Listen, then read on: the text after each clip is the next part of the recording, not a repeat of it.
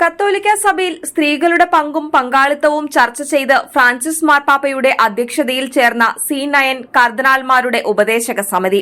പ്രായപൂർത്തിയാകാത്ത സ്ത്രീകൾക്കു നൽകേണ്ട പരിരക്ഷയും 2 ദിനം നീണ്ടുനിന്ന കൌൺസിലിൽ ചർച്ചാ വിഷയങ്ങളായി. റോമൻ കൂരിയയുടെ നവീകരണത്തിനും ഭരണക്രമ പരിഷ്കരണത്തിനുമായി ഫ്രാൻസിസ് പാപ്പ രൂപം നൽകിയതാണ് C9 കർദിനാൾമാരുടെ സമിതി. സ്ത്രീകളെക്കുറിച്ചുള്ള ചർച്ചകൾക്ക് പകരം സ്ത്രീകൾക്കൊപ്പമുള്ള ചർച്ചകളാണ് ഉപദേശക സമിതി നടത്തിയതെന്ന് അംഗങ്ങൾ പങ്കുവച്ചു.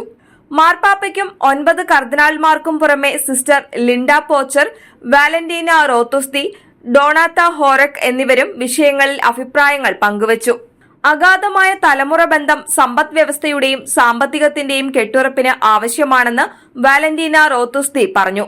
സഭയിലും സമൂഹത്തിലും നിലനിൽക്കുന്ന വിപരീതങ്ങളായ മൂല്യങ്ങളുടെ സംയോജിത പ്രാവർത്തികതയാണ് ഡോണാത്ത ഹൊറാക്ക് അടിവരയിട്ട് പറഞ്ഞത്.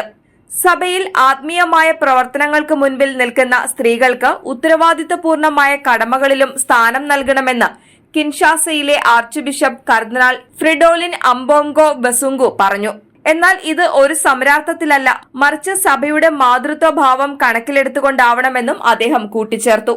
ഇന്ത്യയിൽ നിന്നുമുള്ള കർദിനാൾ ഓസ്വാൾഡ് ഗ്രേഷ്യസും സഭയിൽ സ്ത്രീകൾക്ക് നൽകേണ്ട പ്രാധാന്യത്തെ എടുത്തു പറഞ്ഞു.